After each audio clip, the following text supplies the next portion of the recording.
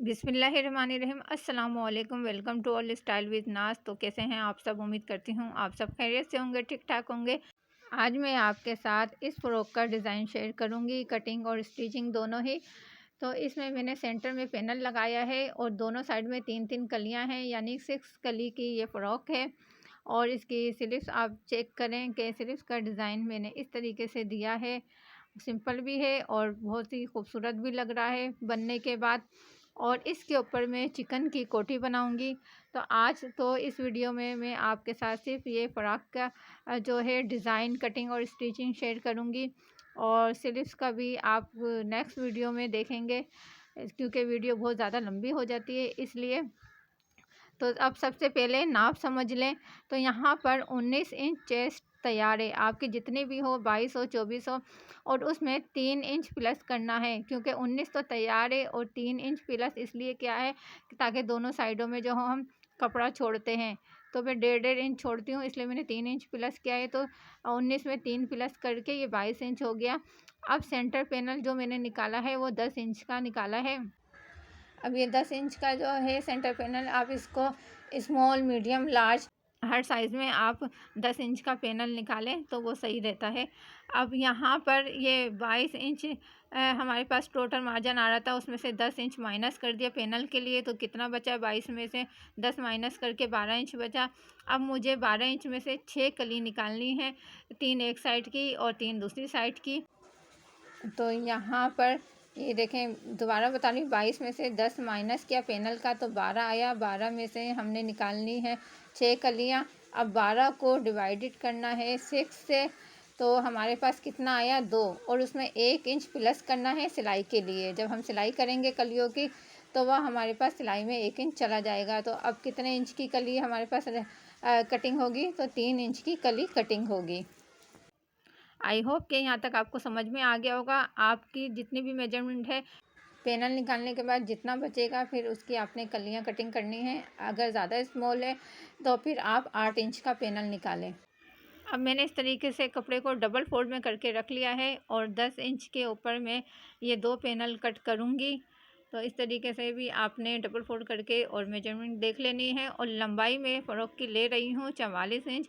तो आप कम ज़्यादा अपने हिसाब से कर सकती हैं। तो मैंने यहाँ पे 44 इंच लेंथ रखी है और सिंपल इसको मैंने डबल फोल्ड करके और ये 10 इंच के 2 पैनल कट कर लिए हैं और सेंटर से भी कट कर लिया। तो ये हमारे पास 2 पैनल कट हो गए हैं।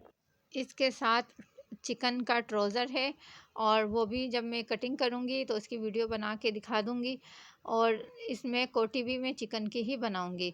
अब कली के लिए इस तरीके से मैंने डबल फोल्ड में कपड़ा करके रख लिया है।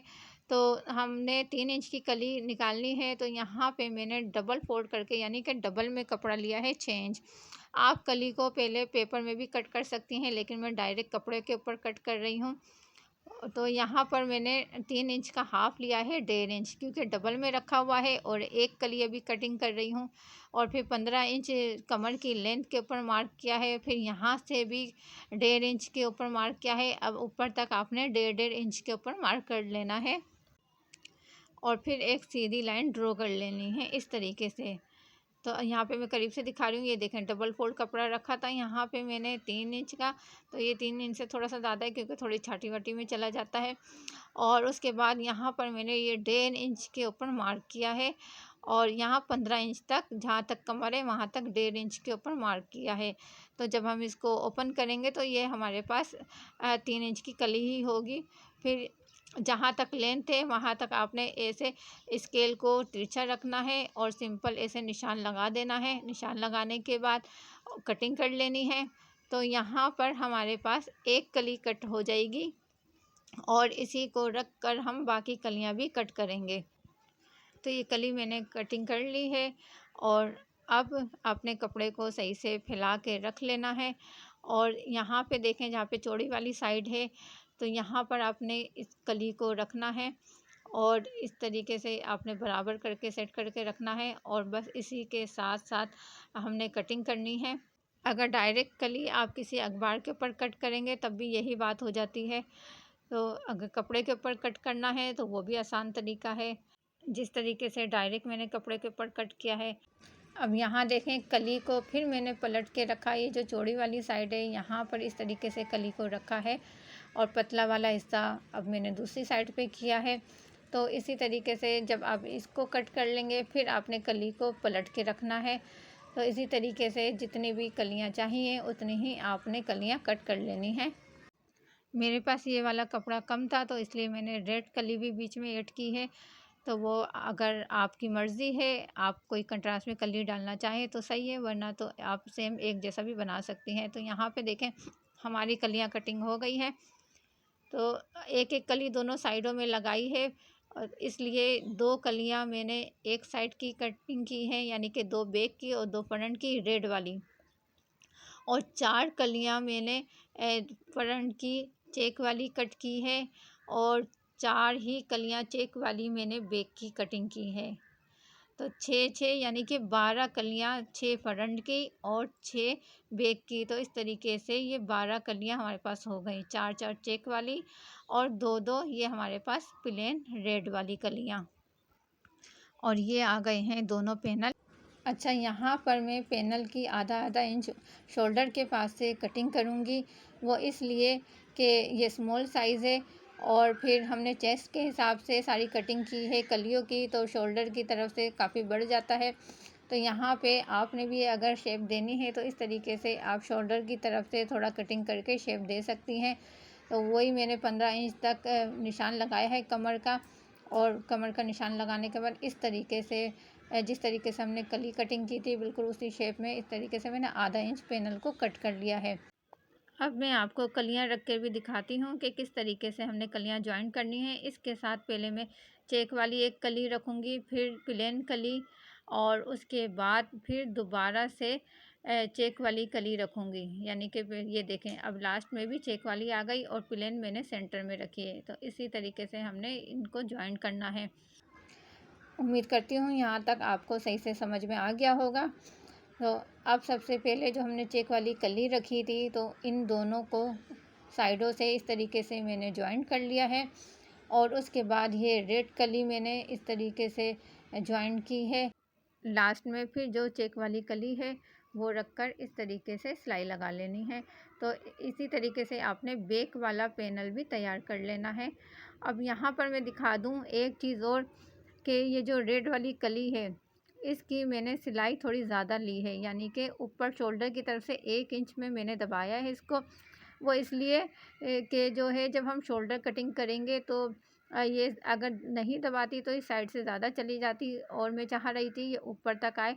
तो अगर आपने भी इसी तरीके से कोई कंट्रास्ट में कली डाली है तो इसी तरीके से आपने ऊपर शोल्डर की तरफ से ज़्यादा दबाना है, ताकि कटिंग में शोल्डर की जो कटिंग हो तो ये कली ऊपर तक आ जाए।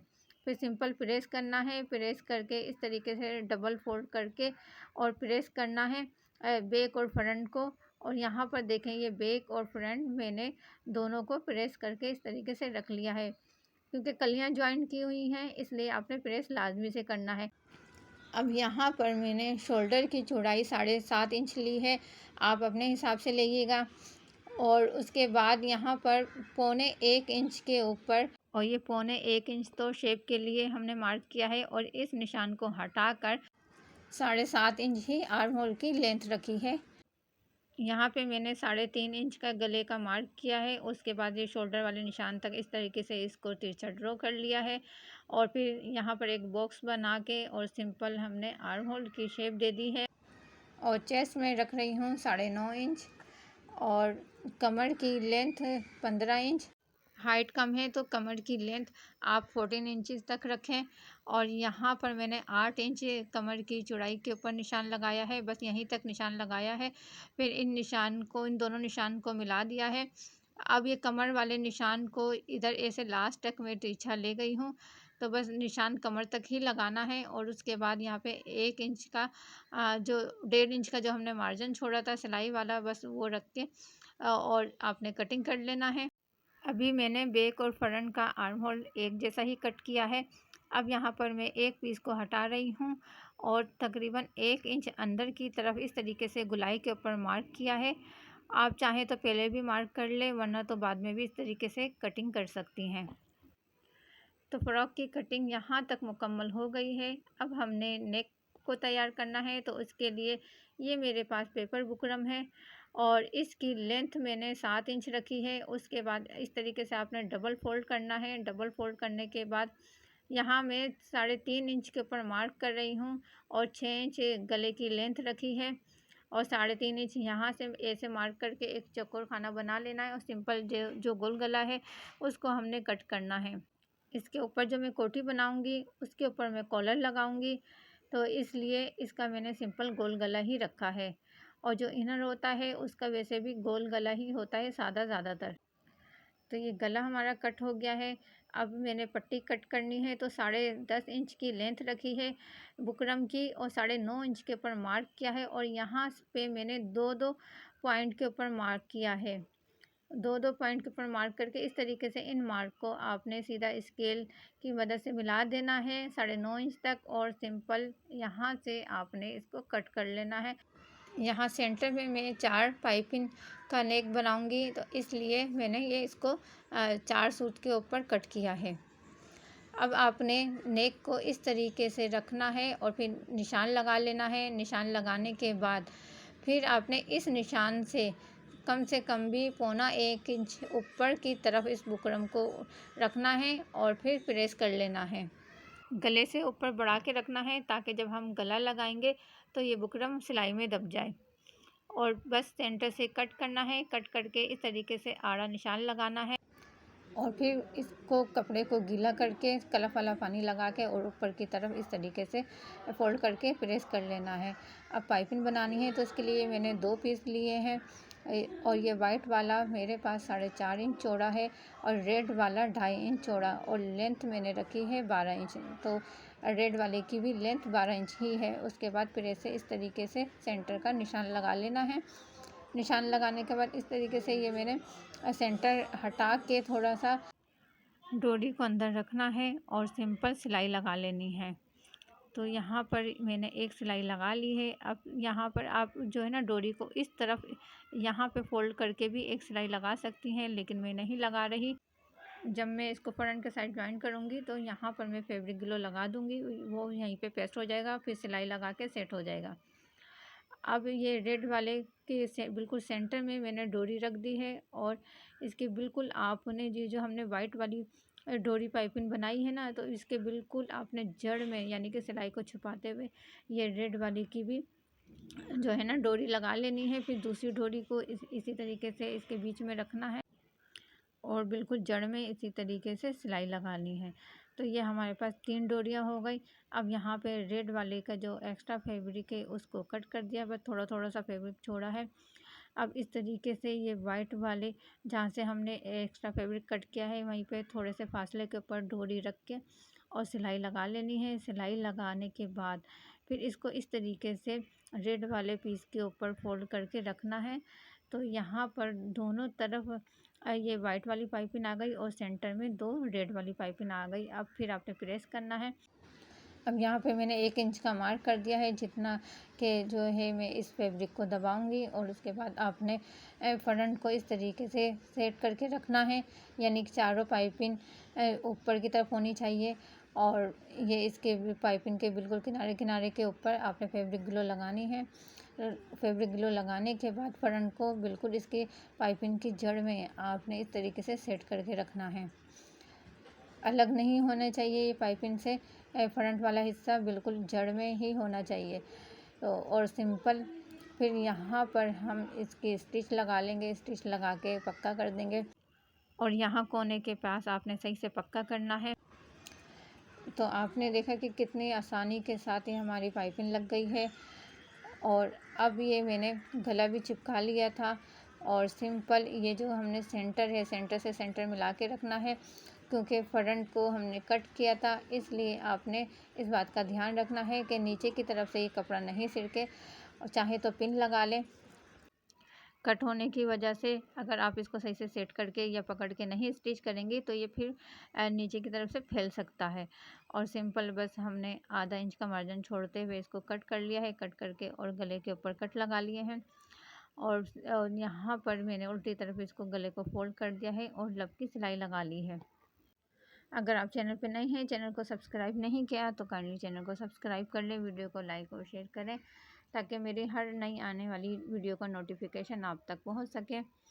तो अब हमने बैक का गला कट करना है। तो जहाँ तक हमारा गला तैयार हुआ है फ्रंट का, वहाँ पे पहले एक निशान लगाना है, फिर उससे आधा इंच बढ़ा के आपने इस तरीके से गुलाई में कट करना है। और लेंथ मैंने 2.5 इंच रखी है बैक के गले की। और सिंपल इस तरीके से आड़ी पट्टी कट करनी है और सिलाई लगानी है। तो यहाँ पे मैंने पट्टी लगा ली है। फिर फ्रंट को ऐसे रखते हुए पट्टी को ऊपर की तरफ एक तरह से फोल्ड करना है और फोल्ड करके ऐसे सिलाई लगा लेनी है।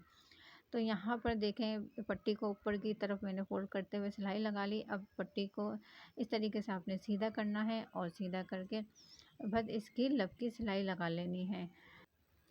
गला तैयार करने के बाद हमने इसकी साइड की सिलाई लगानी है। तो बस यहाँ पर आपने इस तरीके से बराबर करके रखना है। जो आपकी फिटिंग का निशान है उसी हिसाब से आपने ये पूरे पे सिलाई लगा लेनी है। तो यहाँ पर मैंने स्टिच लगा ली है साइडों की और सिंपल इस तरीके से फोल्ड करके यहाँ पर मैंने सादी हेम कर ली है। तो अब फाइनल लुक देखें। और ये नेक का मैं आपको करीब से दिखा रही हूँ। यहाँ पे मैंने ऐसे 3-3 मोती लगाए हैं। और स्लीव्स की अभी मैंने आपको कटिंग और स्टिचिंग नहीं दिखाई, तो वो मेरी नेक्स्ट वीडियो में देखिएगा। और यहाँ पे मैंने स्लीव्स में जो आपको टसल नज़र आ रहे हैं वो मैंने बहुत ज़्यादा ही आसान तरीके से बनाना बताए हैं, बिना मोती इसमें लगाए हुए या बिना जो हम कपड़े का को बिल्कुल बारीक बारीक कट करके इसमें भरते हैं वो भी नहीं है, और थर्माकोल की गोलियां भी नहीं हैं। तो किस तरीके से मैंने बनाए हैं तो वो नेक्स्ट वीडियो में आप देखेंगी। और जो पोटली बटन है वो भी मैं इसी तरीके से बनाती हूँ। और ये जो है धुलने के बाद ना ही ये प्रेस होंगे पिचकेंगे, बल्कि ऐसे ही पोटली की शेप में जैसे अभी आपको नज़र आ रहे हैं ऐसे ही इनकी जो है ना लुक रहेगी। अगर आज की वीडियो आपको पसंद आई हो तो काइंडली चैनल को सब्सक्राइब कीजिए, वीडियो को लाइक और शेयर कीजिए और अपना बहुत सारा ख्याल रखिए। मिलते हैं एक और नई वीडियो के साथ। मुझे दीजिए इजाज़त। अल्लाह हाफिज़।